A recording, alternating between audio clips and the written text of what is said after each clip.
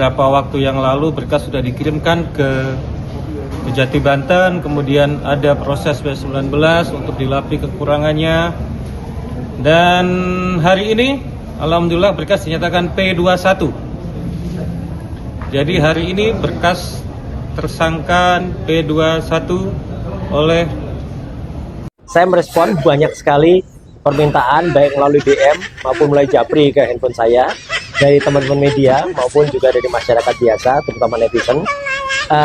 Jawaban tentang statement terakhir dari Kabid Humas Polda Metro Jaya, Kombes Budi, ya, Budi ya, tapi namanya Budi, yang menyatakan kalau P21 dalam waktu dekat.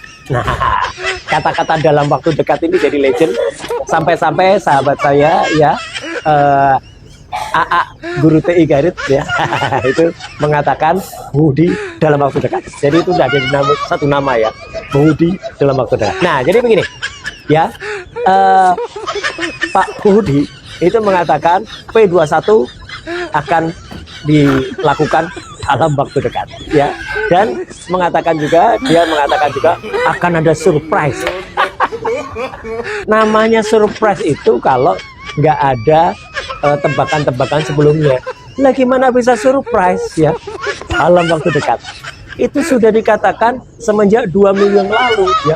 Bahkan para termul itu, itu kata Pak JK kan itu, termul itu sudah ribut semenjak hampir sebulan yang lalu, bahkan setahun yang lalu ya. Setahun yang lalu tuh bahkan ada tuh kelompok-kelompok kayak si Andi Asuhan itu ya, itu kemudian beberapa orang anggota Ceboker Nusantara itu yang menyatakan wah ini Agustus itu sudah berkas lengkap, September sidang.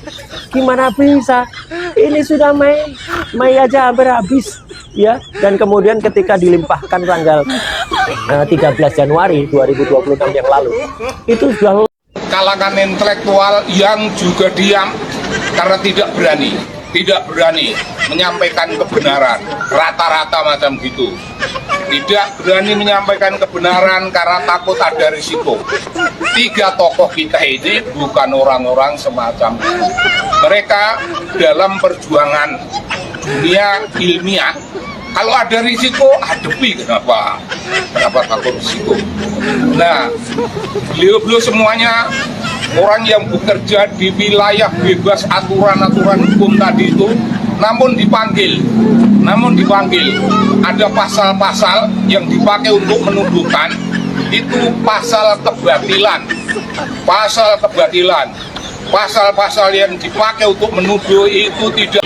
Udah munafik, tukang hasut, suka ngomongin di belakang, pas ketemu so akrab. Dasar manusia biadab.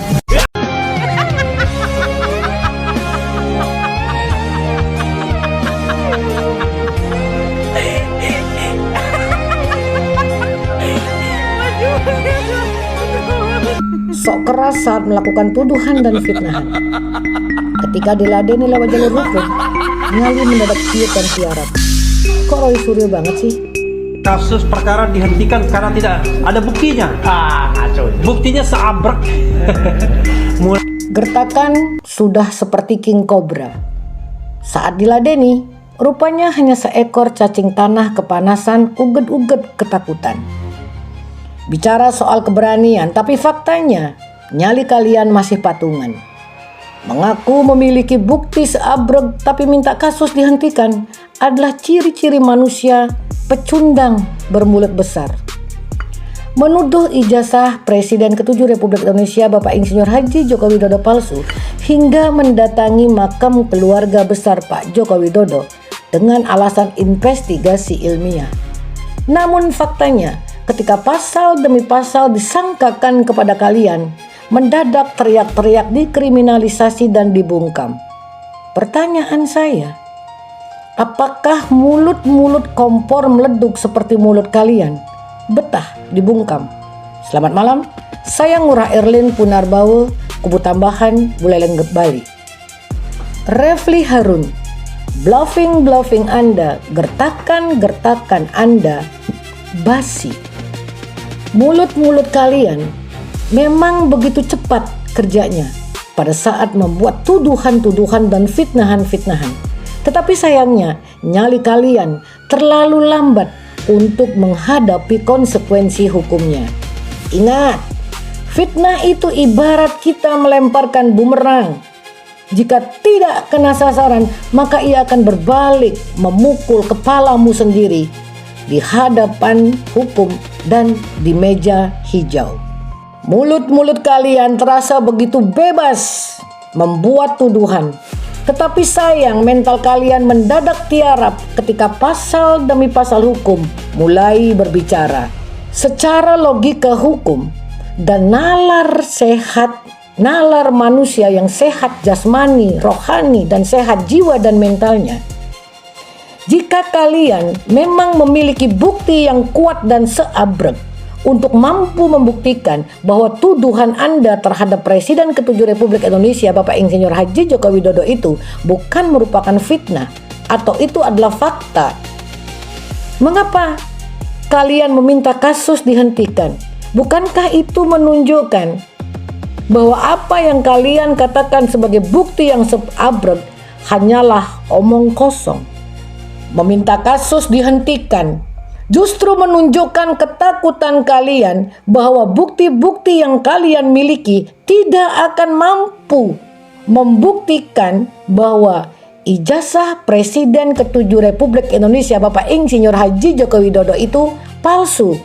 Refli Harun, gertakan Anda, bluffing Anda, manuver Anda basi. Ambiguitas pada saat Anda, Refli Harun, meminta kasus dihentikan dengan berbagai alasan yang Anda buat-buat sendiri, semakin menunjukkan bahwa narasi-narasi dari klien Anda, baik Roy Suryo maupun Ayang Tifa, itu adalah omong kosong. Refli Harun, sama dengan Anda 11-12, kuasa hukum dan kliennya 11-12 bermulut besar, nyali patungan. Banyak narasi blunder yang Anda sampaikan dalam setiap konferensi pers maupun setiap saat, baik Anda, Refli Harun, maupun juga para tersangka terutama Roy Suryo ketika menjadi narasumber di berbagai acara media talk show. Blunder yang kerap kalian lakukan adalah mengatakan bahwa proses penyidikan, penetapan tersangka dan lain sebagainya atau dikeluarkannya SP3 untuk 3 tersangka, 2 tersangka dari klaster pertama Egy Sujana dan Damai Harilubis dan 1 tersangka dari klaster kedua Rismon Sianipar itu cacat formil. Akan tetapi kalian dan terutama Anda Roy Suryo, Tifa dan sang kuasa hukum Refli Harun, mengapa tidak mengambil jalur pra-peradilan untuk membuktikan keabsahan apakah penetapan sebagai tersangka atau proses penyidikan dan lain sebagainya, sekaligus juga dikeluarkannya SP3 karena telah melakukan proses restoratif justice.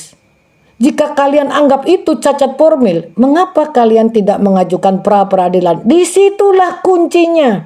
Tidak mengajukan pra-peradilan tetapi koar-koar di setiap kesempatan adalah bukti nyata bahwa Refli Harun ini besar mulut, nyali ciut. Fakta yang tidak terbantahkan dari berbagai macam narasi dan manuver Anda sebagai kuasa hukum para tersangka kasus pencemaran nama baik adalah tidak berani mengambil langkah pra-peradilan. Secara hukum formil, status dan proses penyidikan tersebut akan diakui sah. Kenapa dikatakan sah? Karena Anda dan juga para tersangka tidak mengajukan pra-peradilan, akan tetapi justru mengajukan penangguhan penahanan. Anda sadari atau tidak, ketika Anda bisa saja Anda menjadi salah satu penjamin, ya, sebagai salah satu penjamin pada saat mengajukan proses penangguhan penahanan. Artinya Anda menerima penetapan tersangka terhadap klien Anda, Refli Harun. Strategi-strategi hukum yang Anda ambil selama ini yang terhormat Dr. Refli Harun mengklaim memiliki bukti yang kuat, namun menolak menempuh jalur pra-peradilan dan malah meminta kasus dihentikan, membuktikan bahwa justru kalian yang tidak siap untuk bertarung di hadapan majelis hakim. Manuver-manuver yang Anda ambil semakin jelas mengindikasikan kepanikan dalam gerombolan dan gerbong kalian. Saya juga berpikir, mengapa mantan Ketua KPK periode 2011 hingga 2015 semakin sering membuat klarifikasi? Adakah keterkaitan dan keterlibatan mantan Ketua KPK periode 2011 hingga 2015 Abraham Samad, yang juga pernah ditetapkan sebagai tersangka kasus turut serta membantu Ferry Yani Lim memalsukan identitasnya? Bulan Juni, bulan yang begitu bersejarah bagi Negara Kesatuan Republik Indonesia.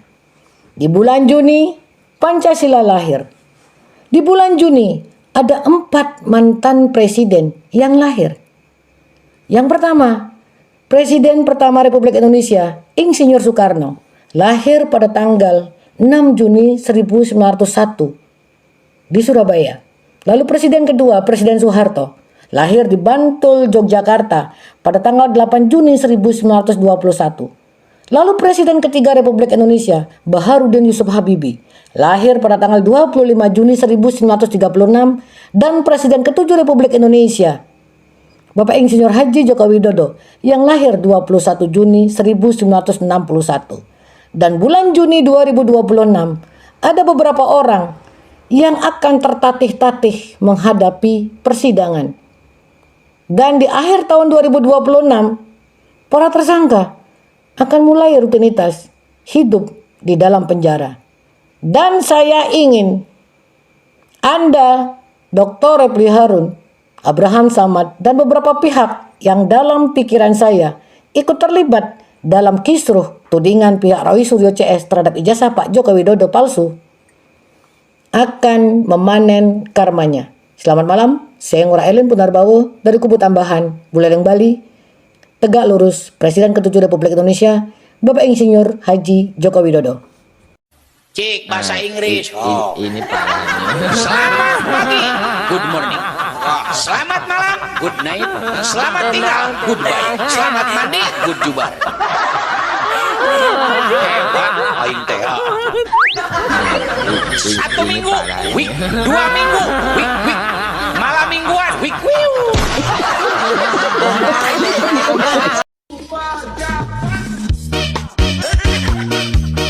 Asik. Anjay. Mantul guys.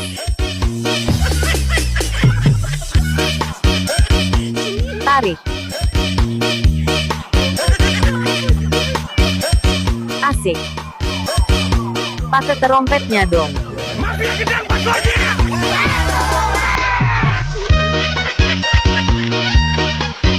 Anjay.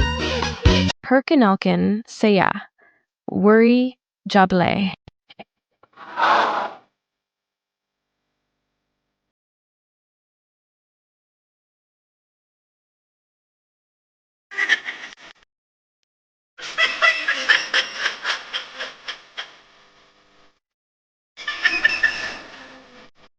Aduh.